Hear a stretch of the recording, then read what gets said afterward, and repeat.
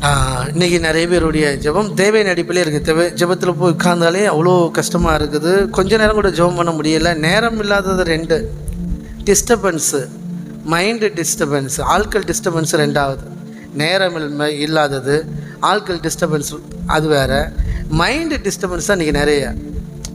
அது நம்ம ஜெபத்தில் உட்காந்தாலும் மைண்டு எதையோ யோசிக்கும், எதையோ திங்க் பண்ணிக்கிட்டு இருக்கும், என்னத்தையாவது யோசிச்சுட்டே இருக்கும், எதையாவது களவு போட்டுகிட்டே இருக்கும், எதையாவது பழி வாங்கிக்கிட்டே இருக்கும், எதையாவது குற்றம் தீர்த்துட்டே இருக்கும், நியாயப்படுத்திகிட்டே இருக்கும், எதையாவது உணர்ச்சி வசப்பட்டுகிட்டே இருக்கும், தாழ்வு மனப்பான்மையில் இயங்கிட்டு இருக்கும், எதையாவது சிந்திச்சுட்டே இருக்கும். அதெல்லாம் கண்ட்ரோல் பண்ணணும். அந்த ஒவ்வொரு உணர்வையும் அப்பா கிட்ட கொண்டு வந்து இப்படிலாம் எனக்கு தோணுது, இதுலேருந்தெல்லாம் நீங்கள் நிறைச்சிப்ப கஷ்டம், இதுலேருந்து என்ன விடுதலை ஆகும்ப்பா, உங்களை அறியணும், உங்களோட பேசணும், நான் அவ்வளோ அழகாக உங்களோட உறவில் கரெக்டாக கனெக்ட் ஆகணும், எனக்கு அந்த கனெக்டிங் வர மாட்டேங்குது, அதை என்னால் உணர முடியல, ப்ரெசன்ஸை ஃபீல் பண்ண முடியல அப்படின்னீங்கன்னா அப்பாவோட பேசுங்க. அதில் இருக்கிற தடை எல்லாத்தையும் அவர் மாற்றுவார். ஆவியில் நிரம்புங்க, அந்நிய பாஷையில் ஜெபம் பண்ணுங்க. நேரங்காலம் போகிறதே தெரியாது. அது பயங்கரமான எனர்ஜியை தரும், விடுதலையை தரும், பயங்கர வெளிப்பாட்டை தரும், சொல்யூஷன் தரும். ஜெபம் பண்ணும்போதே அற்புதம் நடக்கும், ஹீலிங்ஸ் உண்டாகும், ஃபைனான்ஸில் அற்புதம் மிராக்கல் நடக்கும், நிறையா இருக்குது. சரிங்களா? அந்நிய பாஷை பேசிகிட்டே இருந்தால் என்ன பிரயோஜனம்? அந்த நேரத்துக்கு பைபிள் படிச்சிருந்தாலாவது அப்படி நினைக்கிறாங்க. அந்நிய பாஷை பேசுகிறோம், தேவனோட ரகசியத்தை பேசுகிறார். பேசிக்கிட்டே இருங்க. அது சும்மா வெறுமையாக இருந்த மாதிரி தான் தெரியும். என்ன சும்மா நம்ம எப்படியோ வளர்ன மாதிரி எப்படியோ பேசிக்கிட்டே இருக்கிறோம். இதில் என்ன இருக்குது அப்படின்னா, இல்லை உங்களுக்குள்ளே வேலை செய்யுது.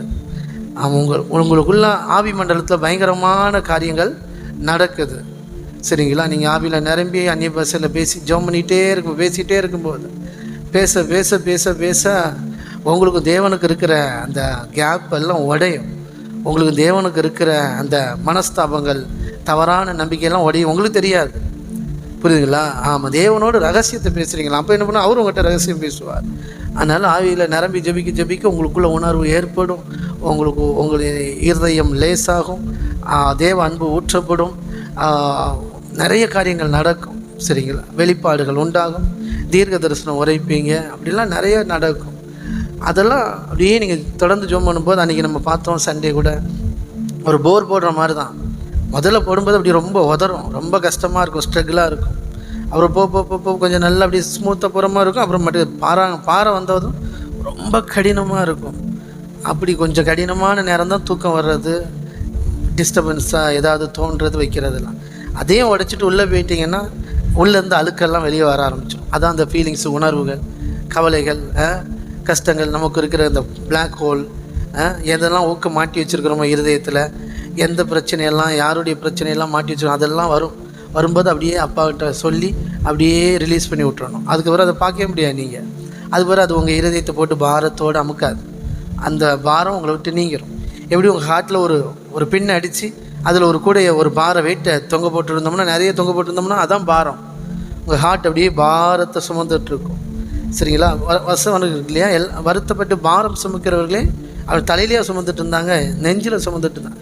நீங்கள் எல்லோரும் என்னிடத்தில் வாருங்கள், நான் உங்களுக்கு இளைப்பாறுதல் தருவேன். அதுதான் அந்த ஹார்ட்டில் இருக்கிற அந்த கொக்கியெல்லாம் எடுத்து போடுறது. வெயிட்டை சுமந்துட்டுருப்பீங்க. இவர் இதை பேசிட்டாரு, அவர் இதை பேசிட்டாரு, இங்கே எனக்கு மரியாதை இல்லை, இதில் ஒரு ஊக்கு, அப்புறம் இங்கே என்ன மதிக்கலை, என் சொல் பேச்சு கேட்கலை, பிள்ளையை குறித்த கவலை, இப்படி என்னத்தையாக ஒன்று ஒரே ஊக்காக மாட்டிக்கிட்டு இருக்கும். அதெல்லாம் ஒன்று ஒன்றா அவர் சமூகத்தில் அந்த உணர்வு வரும், அந்த வலி வரும், அந்த வேதனை வரும், அந்த ஃபீலிங்ஸ் வரும், அந்த எரிச்சல் வரும், அந்த கோபம் வரும், அந்த வைராக்கியம் வரும், அந்த வன்மம் வரும், அந்த வன்கண் வரும், அந்த பொறாமை உள்ள குணம் வரும். எல்லாத்தையும் அவர்கிட்ட சொல்லி அப்போ இதுலேருந்து என்னை விடுதலை ஆகும், இப்படி தோணுதுப்பான்னு அவரோட பேசுங்க. அதுக்கப்புறம் அது காணாமல் போயிடும். ஒரு நிமிஷம் அதை ஒரு இந்த நம்ம மெசேஜ் பார்த்துருக்கீங்களா? மெசேஜ் முன்னாடிலாம் போல மொபைலில் 3 நம்பர் இருக்கும். அதை ஓப்பன் பண்ணிட்டீங்கன்னா ஓப்பன் பண்ணிடும், அவ்வளோதான். அது இருக்காது ஓப்பன். அது வரைக்கும் அதுக்குள்ளே ரகசியமாக இருக்கும். புரியுதுங்களா? ரொம்ப சிம்பிள். நான் இப்போ சொல்கிறேன், உங்களுக்கு புரியாது, அது நம்புற மாதிரியே இருக்காது. அது என்ன பிரதர், அப்படி ஒரு உணர்வு வரும். அதை ஏசப்பட சொன்னால் சரியாயிருமான்னு வசனம் சொல்லுது. உங்கள் பிரச்சனையெல்லாம் ஸ்தோத்திரத்தோடு கூடிய ஜெபத்தினாலும் வேண்டுதல்னாலும் தெரியப்படுத்துங்கள். அப்பொழுது எல்லா பற்றிக்கும் மேலான தேவ சமாதானம் உங்களை இருதயத்தை சிந்தையும் கிறிஸ்து இயேசுக்குள்ளாக காத்துக்கொள்ளும். வசனம் இருக்குது. புரியுதுங்களா? சும்மாலாம் சொல்லலை, இருக்குது. அப்போ அவரோட பேசும்போது அந்த மெசேஜை ஓப்பன் பண்ணி வச்சுக்கிட்டே இருந்தீங்கன்னா அது காட்டிக்கிட்டே இருக்கும், இண்டிகேஷன் அடிச்சுக்கிட்டே இருக்கும், பிளிங்க் ஆகிட்டே இருக்கும். ஆமாம், மெசேஜ் கிடக்கு. இல்லைன்னா அது அப்படியே இருக்கும். பார்த்துருக்கீங்களா, எத்தனை பேருக்கு அந்த ஃபீலிங்ஸ் இருக்குது? நம்ம மொபைலில் ஒரு மெசேஜ் வந்து கிடந்ததுன்னா அது அப்படியே நமக்கு என்ன உறுத்திட்டே இருக்கும். ஒரு நோட்டிஃபிகேஷன் வந்து கிடந்துச்சுன்னா நமக்கு அது உறுத்திட்டே இருக்கும். அதை ஓப்பன் பண்ணி அந்த கிளியர் பண்ணி விட்டுறணும். அப்போ பாருங்கள், அந்த மாதிரி தான். அது ஒரு பிரச்சனை. நோட்டிஃபிகேஷன் காட்டுது, அலர்ட் காட்டுது, சரியா, உனக்கு இந்த பிரச்சனை இருக்குது, உனக்கு ஒரு மெசேஜ் வந்திருக்கு அப்படின்ட்டு. நீங்கள் ஓப்பன் பண்ணி பார்த்துட்டிங்கன்னா முடிஞ்சு போச்சு. அதுக்கு பிறகு அது உங்களை பிளிங்க் பண்ணிக்கிட்டே இருக்காது. பார்த்துருக்கீங்களா? புரியுதா? இப்படிலாம் சொன்னால் புரியுது பாருங்கள். இதை மொட்டையாக சொல்லிட்டு போனால் பிரதர் ஏதோ கதை அடிச்சிட்டு இருக்கிறாரு, பிரதர் எங்கேயோ கேட்டுட்டு வந்து கண்டு பேசிகிட்டு இருக்கா அப்படின்னு நினைப்பீங்க. இல்லை இல்லை இல்லை, ஒவ்வொன்றுக்கும் விளக்கம் கொடுக்க வேண்டியிருக்கு பாருங்கள். விளக்கம் கொடுக்காமலே நீ ஏற்றுக்கொள்கிற இடத்துக்கு வரணும். ஓ அப்படியா, சரி அப்படின்ட்டு. ஓகே. அதனால் அப்படி ஜெபத்தில் நீங்கள் இருக்கும்போது அந்த ஃபீலிங்ஸ் எல்லாம் அப்படியே அப்பாவோட பேசும்போது அது ஓப்பன் ஆகிடும். அந்த மெசேஜ் அப்படி ஓப்பன் ஆனோடனே, அந்த பாரை ஓப்பன் ஆனோடனே ரிலீஸ் ஆயிடுவீங்க. இப்படி உங்கள் பிரச்சனை எல்லாம் நீங்கி உங்கள் இருதயம் ரொம்ப சுத்தமாக இருக்கும். அப்போ இன்னும் குயிக்காக ஆவியில் நிரம்பிடுவீங்க. புரியுதுங்களா? ஓகே. கர்த்தர் நல்லவர். ஜெபம்